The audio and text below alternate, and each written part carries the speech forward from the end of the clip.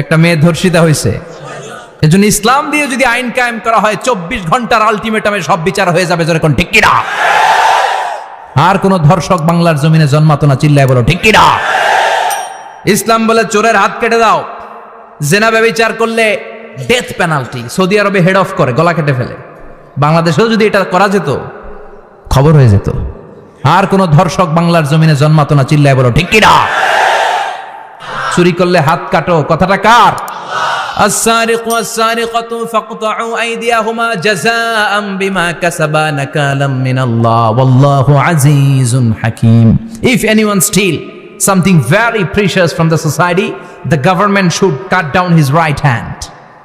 দামি কিছু চুরি করলে, এটা সাক্ষীর দ্বারা সাব্যস্ত হলে গভর্নমেন্টের উচিত তার ডান হাতটা এক কোপ মেরে কেটে দেয়া। কার কথা? বানু মাখজুমিয়া গোত্রের এক মেয়ে মদিনাতে চুরিতে ধরা পড়ল। অনেক বড় ফ্যামিলির, ডিগনিফাইড শিল্পপতির মেয়ে।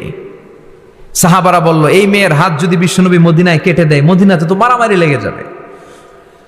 কে বলবে বিশ্বনবীর কাছে যে সুপারিশ করার ক্ষমতা কারো নাই? বিশ্বনবীর পালক পুত্র উসামা বিন যায়েদ, যায়েদ ইবনে হারেসা, তার ছেলে উসামা পালক পুত্রের ছেলে, তাকে বিশ্বনবী বড্ড ভালোবাসতো। তার উপাধি হলো হুব্বু রাসূলিল্লাহ, বিশ্বনবীর ভালোবাসা। সবাই বলল, উসামা, আমরা যে বলতে পারবো না, তুই যে নবীরে সুপারিশ কর। ও নবী, যদিও চুরি করেছে মেয়েটা, সাব্যস্ত হয়েছে, কিন্তু আপনি মাফ করে দেন, হাত কেটে দিয়েন না। উসামা যে বলে, নবী হাত কেটে দিয়েন না। বিশ্বনবীর চেহারাটা আগুনের গোলার মতো লাল হয়ে গেল। বিশ্বনবী বললেন, উসামা, এটা আল্লাহর আইন, সুপারিশ করার সাহস তোর বুকের ভিতরে দিল কে? কে দিয়েছে স্পর্ধা? লাউ আন্না ফাতিমাতা বিনতে মুহাম্মদ সারাকাত লাকাতা মুহাম্মাদুন ইয়াদাহা।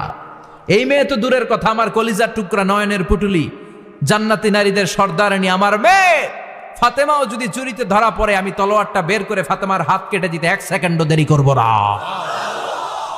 কারণ আইনটা কার? চিল্লায় বলেন কার? এজন্য বাংলাদেশের চুরি চামারি আসার নাই, হাজার হাজার কোটি টাকা উধাও হয়ে যায়, আছে না নাই? যারাই চুরি করবে হাত কেটে দেয়া হবে। বাইতুল মুকাররমের স্কয়ারের সামনে হাত কেটে দেয়া হবে। আর প্রতিটা চ্যানেল লাইভ ব্রডকাস্ট করবে, এটা সরাসরি সম্প্রচার। আমরা সবাই দেখবো কেমনে চোরদের হাত কাটে। এই নিয়ম যদি করে দেয়, দেশে আর চোর খুঁজে পাওয়া যাবে? কথা কন। তবে এই চোর লাউ চোর, ডাইল চোর, মুরগি চোর না, যারা 1000 কোটি টাকা মেরে দেয়। এক সিগনেচারে দেশের 10,000 কোটি টাকা নাই, চিল্লায় বলো ঠিক কিনা? এই চোরদের বিচার যদি করা যেত, তাহলে এই দেশে আর দুর্নীতি থাকতো না। দুর্নীতি দমন কমিশনের দরকার হতো না। মন্ত্রীদের রাতের ঘুম হারাম হতো না। এটা মদিনার সমাজ হয়ে যেত, শান্তির বাংলাদেশ হয়ে যেত, ঠিক কিনা? এজন্য আল্লাহ বললেন, গোলাম, এই জমিনের ভেতরে চুরি করলে হাত কেটে দিবা, জিনা ব্যভিচার করলে ডেথ পেনাল্টি, ক্যাপিটাল পানিশমেন্ট, মৃত্যুদণ্ড, সর্বোচ্চ শাস্তি, ঠিক কিনা? একটা মেয়ে ধর্ষিতা হয়েছে, তার বিচার হয়েছে না? প্রক্রিয়াধীন হচ্ছে, সবাই অ্যারেস্ট হয়েছে, হচ্ছে। এজন্য ইসলাম দিয়ে যদি আইন কায়েম করা হয়, 24 ঘন্টার আলটিমেটামে সব বিচার হয়ে যাবে, যেরকম ঠিক কিনা? ইসলাম বলে চোরের হাত কেটে দাও, জেনা ব্যভিচার করলে ডেথ পেনাল্টি। সৌদি আরবে হেড অফ করে, গলা কেটে ফেলে। বাংলাদেশেও যদি এটা করা যেত, খবর হয়ে যেত। আর কোন ধর্ষক বাংলার জমিনে জন্মাতো না, চিল্লায় বলো ঠিক কিনা? আল্লাহ বলেন, আমি মানুষকে খলিফা বানিয়েছি আমার এই হুকুম আহকামগুলো বাস্তবায়নের জন্য।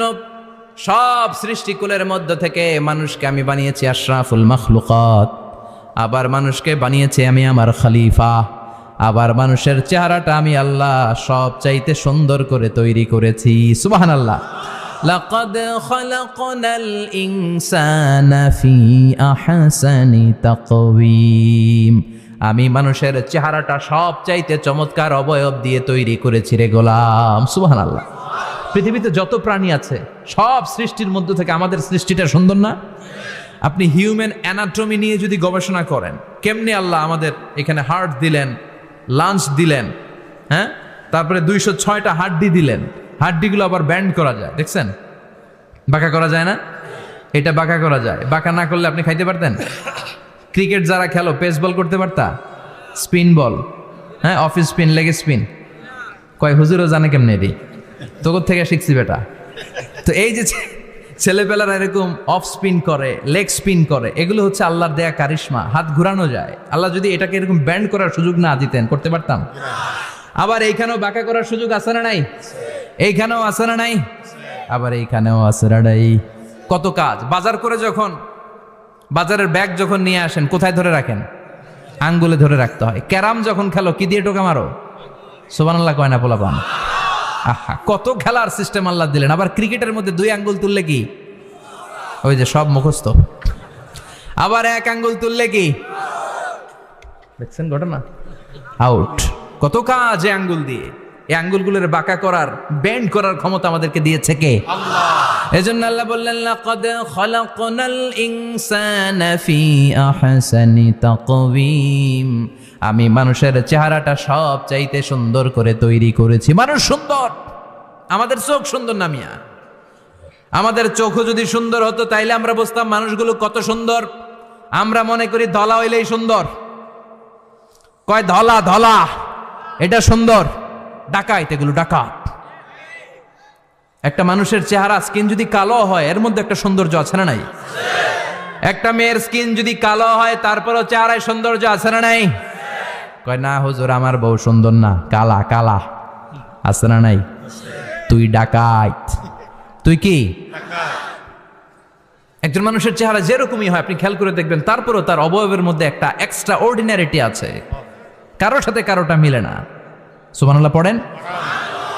এজন্য প্রতিদিন স্ত্রীরে বলবেন, স্ত্রী তুমি সুন্দরী, তুমি অনন্যা, তোমার চাইতে সুন্দরী গোটা বিশ্বে কেউ নাই।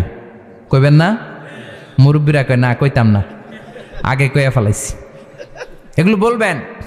এগুলো বললে স্বামী স্ত্রীর মধ্যে ভালোবাসা বাড়াই দিবে কে? আল্লাহ।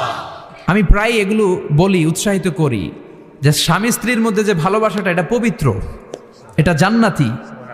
এই ভালোবাসা জান্নাতে শুরু হয়েছিল সাইয়েদনা আদম আর হাওয়ার মধ্য দিয়ে। চিল্লা এখন ঠিক কি না? স্বামী স্ত্রী দুইজনে একের হাতের সাথে আরেকজনের হাত মিলালে হাতের সগীরা গুনাহ মাফ করে কে? আল্লাহ। স্ত্রীর চেহারার দিকে নজর করে তাকালে চোখের গুনাহ মাফ করে দেয় কে? আল্লাহ। স্ত্রীর জন্য প্রতি মাসে যে খরচ দেন, এই টাকাগুলো সদকা দেওয়ার সওয়াব আছে না নাই? স্ত্রীকে যে দামি দামি ভ্যানিটি ব্যাগ কিনে দেন, এটা তো সওয়াব আছে না নাই? কক্সবাজারে ঘুরতে নিয়ে গেলে সওয়াব আছে না নাই? ফুল কিনে দিলে সওয়াব আছে না নাই? ভালোবাসার গান শোনাইলে সওয়াব আছে না নাই? তোমারে লেগেছে কত যে ভালো, চাঁদ বুঝি তা জানে, রাতেরও আধারে দোসর হয়ে তাই সে আমারে টানে, চাঁদ বুঝি তা জানে। ঠিক কি না? আজকে পারবেন না শোনাইতে রাত্রেবেলা? পারবেন? পারবেন? পোলাপাইনরা কয় পারবো। তো কত বেটা বিয়েই হয় নাই, বিয়ার পরে শোনাইস। তো এই ভালোবাসার গানগুলো শোনালে নিজেদের মধ্যে একটা ইন্টিমেসি তৈরি হয়। বিশ্বনবী এরকম স্ত্রীর সাথে খুনসুটি করতেন, ভালোবাসা করতেন। এটা হালাল, কিন্তু এটা জায়গা মতো না করে ভাবির লগে করলে মায়ের আছে না নাই? ভালোবাসার গান জায়গা মতো শোনাতে হবে। স্ত্রীকে ভালোবাসার গান না শুনিয়ে যদি চাচাতো বোনরে শোনাও, শালিরে শোনাও, পাড়ার মেয়েদের সাথে যদি টাঙ্কি মারো, ফিল্ডিং মারো, মায়ের আছে না নাই? তার মানে জায়গা মতো করলে সব সওয়াব। সুবহানাল্লাহ পড়েন। আর বিয়েটারে সহজ করে দিবেন। আমি তো সব জায়গায় বলি বিয়েটাকে সহজ করে দেন। আমরা বিয়েটারে কঠিন করে ফেলছি। একটা ছেলে এই দেশে 16 থেকে 18 বছর বয়সে ম্যাচিউরড হয়, কিন্তু ওরে বিয়ের পিড়িতে বসায় 32 বছর বয়স। তো বাকি 32 বছর ও কি আঙ্গুল চুষবে? কথা কন, কি করবে? ও যে পাপ কাজ করে, ও যে পর্নোগ্রাফি দেখে, ও যে মাস্টারবেশন করে, এগুলোর পার্সেন্টেজ গুনাহ মা বাবার আমল নামায় আছে না নাই? মা বাবার এত সহজে পার পেয়ে যাবেন না। ছেলে মেয়েগুলারে সময় হলে বিয়ে দিয়ে দেন। বিয়ের চেয়ে ভালো কাজ পৃথিবীতে আছে? যেই সমাজে বিয়ের খরচ বেড়ে যায়, ওই সমাজে জেনার খরচ কমে যায়। বিয়ে করতে লাগে 10 লাখ, জেনা করতে লাগে 500 টাকা। কথা কন। এজন্য জেনাকে সহজ করবেন না, বিয়েকে সহজ করবেন? বিয়ের কথা কইলেই পোলারা কয় তুই নিজের পায়ে দাঁড়া। তো এতদিন ও কার পায়ে দাঁড়াইছে? সহজ করবেন তো? আল্লাহ তুমি বুঝার তৌফিক দাও। আমিন।